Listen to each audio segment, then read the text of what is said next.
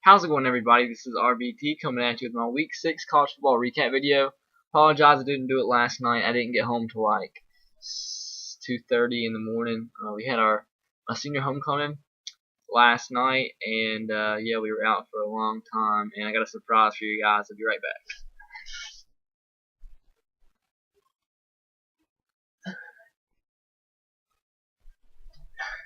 Yeah, that's right. I won homecoming king. It was pretty cool, and it really surprised me. I didn't think I was gonna win it, but I got it, so it's pretty cool. I actually won it in 8th grade too, in middle school, and I'm the first person to actually to win it from middle school to high school for the two schools. So I'm the first person to do that. So I thought that was pretty cool. So that's what I was doing last night. And that's why I've not made this video yet.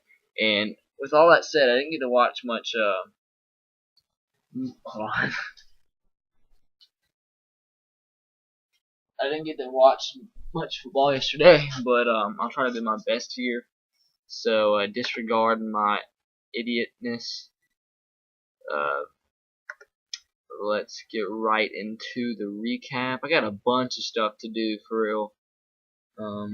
I didn't think I was gonna go to church this morning, but I did anyway, and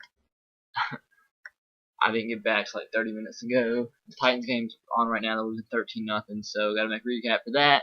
Then for the NFL, and I just got a bunch of stuff to do, but I need to stop complaining and get it done. Start with Friday. Syracuse beats Pitt 14-3. It's a lot closer than I thought it was going to be, but Syracuse scored all 14 points in the first quarter and ended up winning by 1 point. So it is what it is. BYU beat Utah State 6-3. BYU actually scored a touchdown and missed the extra point. That's twice they've and on primetime games they missed an extra point or went for two, and almost cost them because Utah State has a pretty good offense. BYU's defense is actually really good, but their offense has been absolutely terrible because Raleigh Nelson hasn't been able to play because of a shoulder injury. So, like I said, they have one of the best defenses in the country actually, but doesn't help them don't get that many points. But they got lucky this game. Moving on to Saturday, Arkansas beats Auburn 24-7. All I can say in this game is Arkansas's D-line got after Auburn's quarterback, sacked him 7 or 8 times this game. And yeah, didn't think Arkansas was going to win this game, but they proved me wrong. Navy beat Air Force 28-21. Michigan State comes back to beat Indiana. Last thing I saw, it was like 27-14 at half. Michigan State has to score 17 points in the second half to beat Indiana 31-27. This would have been a huge upset. Indiana's the worst team in the Big Ten by far. Nobody really saw this coming, but I mean, a win's a win like always. Michigan State came back and avoided the upset. Rutgers beats Connecticut 19-3. Rutgers is going to keep on winning. I think they'll be undefeated to the last week of the season when they play Louisville, and it'll be a good game. But Connecticut now is 3-3. Jameson ran for 110 yards, and it might have been an ugly win, but like I say, as always, a win's a win. Ohio remains undefeated and they beat Buffalo 38-31. Penn State shocked me, scores 22 points. Whoa, what's going on? What is going on? Something's been acting up with my computer lately, and just ads have been popping up everywhere, man, and it's really annoying. I don't know what just came up, but Penn State has scored 22 points in the fourth quarter to beat Northwestern. They won 39-28. I thought for sure Northwestern was going to win this game, but Penn State again proved me wrong. And congratulations to you, Andrew Kahn. You proved me wrong again, so congratulations. Temple kind of probably shocked all Big East fans and beat South Florida 37-28. I do not know what's going wrong in South Florida. I always say I pull for South Florida because one of my friends plays for South Florida, but Temple wins their first game back in the Big East by 11 points. Boston College is upset by Army 34-31. It's really sad because Army lost last week to Stony Brook 26-3. After scoring 3 points on Stony Brook, they scored 34 points on Boston College and win. That's just sad for real. That's all I gotta say about that. Kansas State beats Kansas 56-16. Kansas State was actually kind of struggling early on in this game, but they had an absolutely huge third quarter. Scored 28 points to end up beating Kansas 56-16. John Hubert had 4 touchdowns, and old Colin Klein led them to victory. Probably this is gonna be really fun if when Kansas State and West Virginia finally get to match up. Boise State and Southern Miss. Boise State won 40-14. Southern Miss falls to 0-5. That's not your norm there down there in Southern Miss. Mississippi State improves to 5-0, still undefeated on the season, not absolutely blowing out their opponents, but they beat Kentucky 27-14. Todd Russell was getting hit pretty hard in this game, but he threw 2 touchdowns. That's all they really needed to beat Kentucky. Kentucky, like I've said, is the worst team in the SEC, so this doesn't surprise me at all. But it's going to be fun to see Mississippi State. They might be 7-0 when they roll into Tuscaloosa in a few weeks. That'll be fun to watch, but undefeated, so congratulations to Mississippi State.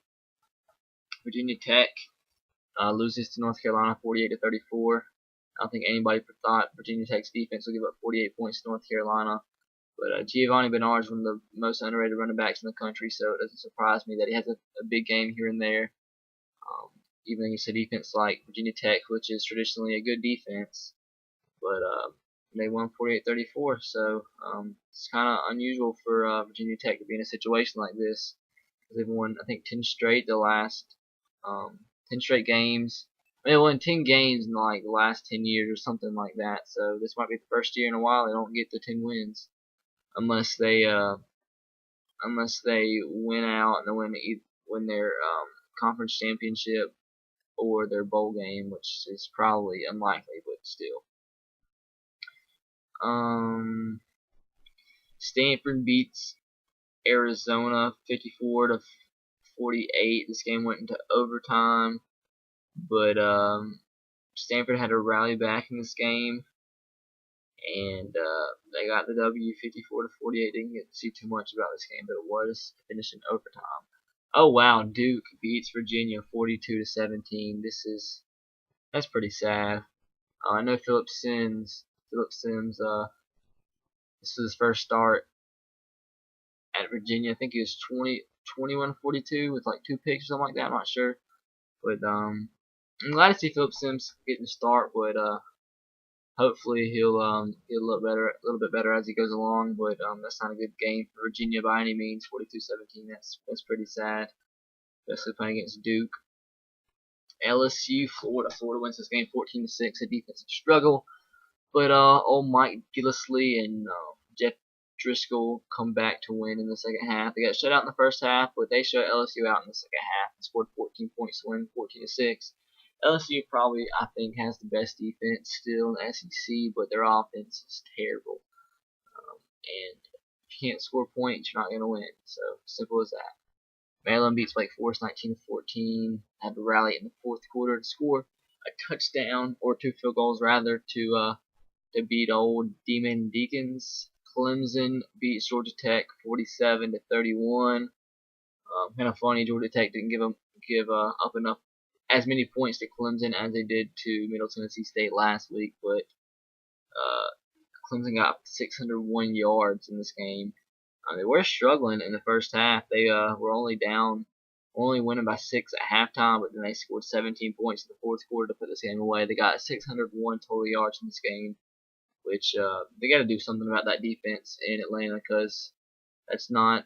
I mean, Georgia Tech's defense isn't really that great traditionally, but they're never this bad, so they gotta get that fixed quick. Wisconsin gets their first Big Ten win as they beat Illinois 31-14. Louisiana Monroe gets the first Sun Belt win. Congratulations to them. Win 31-17. I still think Louisiana Monroe is the team to beat in the Sun Belt, either them or Western Kentucky. Iowa State upsets TCU 37-23. Iowa State, I'm still not sure how great they are, but I think a big part of this was TCU and that Casey Hall, how you say his last name, was suspended, and because he was probably their best player overall on their team. And when your best player goes down, especially at the quarterback position, that's really hard to replace, especially with a true freshman or a redshirt freshman, I think. And they got beat by 2 touchdowns by old Iowa State. It's kind of funny how Iowa State's 4-1 and Gene Sisnick's 1-4. That's funny. I was proved wrong on my upset prediction. Oklahoma came out and absolutely destroyed Texas Tech, 41-20. That #1 overall defense of Texas Tech let me down. Congratulations to Oklahoma getting their first Big 12 win of the year, and not too much else to say. Michigan, I think, surprised everybody to beat Purdue 44-13. I think Purdue was really overrated going into this game. Even I had them beating Michigan in this game, I think, but proved me wrong. So congratulations to Michigan getting their first Big 10 win of the season. And it's a pretty big win. I think Michigan's back in the top 25, so congrats to them. Oregon State moves or improves to 4-0, so congratulations to them. They beat Washington State 19-6, and in the AP poll they're finally in the top 10. Well, they're 10 now. So congratulations to Oregon State. Playing great defense. You don't always have to have a great offense to win games, and that's what they're doing. They're not turning the ball over. They're playing ball control type of offense. They're playing good defense. So things are going good down in Corvallis. So congratulations to Oregon State. I still think they're a dark horse to win the Pac-12.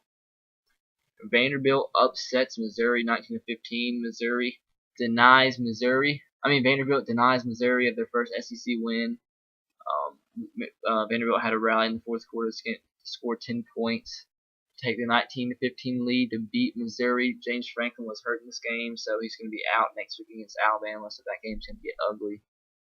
Texas A&M holds on and avoids a upset by Ole Miss and wins 30-27. Texas A&M had a rally late in the fourth quarter, scored 13 points to win this game. Ole Miss is a tough team, and I do think they're better than Auburn and Arkansas, so those games will be fun to watch. But like I said, don't look down on Ole Miss. They're a good team, so it's too bad their record doesn't show it. They played a bunch of tough games so far. West Virginia beats Texas 48-45. This is my closest prediction of the week. I said West Virginia 44, Texas 41, so that was pretty close. West Virginia had to score 2 TDs in the fourth quarter to come out on top. Geno Smith throws 4 touchdowns in this game. He threw for over 250 yards. I think he's gone 30 touchdowns without throwing an interception. That's an insane stat. So congratulations to old Geno Smith and the West Virginia Mountaineers on proving to 5-0. I think they're 5th in the country now. So congratulations to them. Cincinnati beats Miami, Ohio 52-14. Bunch of go threw for 3 touchdowns and ran for 1. So I think Cincinnati's ranked 22 now. So congratulations to the Bearcat Nation. Louisiana Tech is also ranked now. They beat UNLV 58-31. That's a really crazy offense they got down there at Louisiana Tech. So congratulations to them. I think they're ranked 23rd now, and Texas A&M is 22, and they play next week, so that's gonna be a fun game to watch. And if Louisiana Tech wins that game, they could definitely be a BCS buster this year. So watch out for the Bulldogs. I'm not sure. South Carolina absolutely destroys Georgia 35-7. Nobody saw this coming. I thought it was going to be a really close game. I thought Georgia was going to win, but they absolutely proved me wrong. They came out throwing the ball. Connor Shaw had a great game. Marcus Lattimore ran for over 100 yards. Georgia absolutely could get nothing done on offense. So congratulations to the Gamecocks, and congratulations on your first top 10 matchup win in school history. So yeah, they're definitely a contender for the SEC title this year. Notre Dame absolutely blows out Miami 41-3. I don't think anybody saw this game being this big of a blowout, but Everett Golson came off the bench, it says. I didn't get to watch any of these games, like I said, because I was at homecoming, but 41-3, man, that's crazy. I think it has Notre Dame back ranked at 6th or 5th, I think. So Notre Dame's moving on up. If Notre Dame goes undefeated with their schedule, I definitely say they should be in the national championship game over somebody that's not an SEC school. That's undefeated. North Carolina State upsets Florida State 17-16, and that absolutely kills Florida State's national championship talk. Their schedule is already probably too easy to be considered for a national championship, but because they're the ACC team and they're Florida State, if they would have went undefeated, they were going to go to the national championship. But with this loss, there's no chance really, unless so many teams lose that Florida State will make it back. I mean, don't get me wrong, they're probably still going to win the ACC, but they always lose a game like this, and North Carolina State had to rally in the last fourth quarter to win this game 17-16. So props to NC State on the W. Ohio State blows out Nebraska 63-38. Braxton Miller had a great game. Nobody really saw Ohio State scoring 63 points on Nebraska. I think I actually predicted Nebraska to win this game, so I was definitely wrong. So congratulations to Ohio State moving on to 6-0. They would be bowl eligible, but they're not. UCLA gets absolutely destroyed by Cal, 43-17. I was watching Game Day, and they said there was a stat like the home team in the series was 11-1, and they were playing at Cal. So I don't know if that stat would make sense, but it worked with people picking the game. So congratulations to Cal getting their first Pac-12 win of the season. And Cal's really been struggling, so hopefully I like Jeff Tedford as a head coach. He built that Cal program. And I don't want to see him get fired. He's a good coach. I just don't really know what's going on there, but it's a good thing they got this first win, or he might be even more on the hot seat like he was. And last game, Oregon beats Washington 52-21. I thought this game was going to be a lot closer than it was, but it definitely wasn't. Oregon's definitely the second best team in the country, no doubt in my mind, and not really sure who can beat them. I think they might lose a game. I'm not sure to who, but whoever beats them definitely will be a shocker because Oregon's looking really, really, really good this year so far. So that's been my Week 6 recap. I'll see you guys later. Thanks for watching. Be sure to subscribe if you haven't already. And as always, roll tide, go Sox, and go Titans. I'll see you guys later.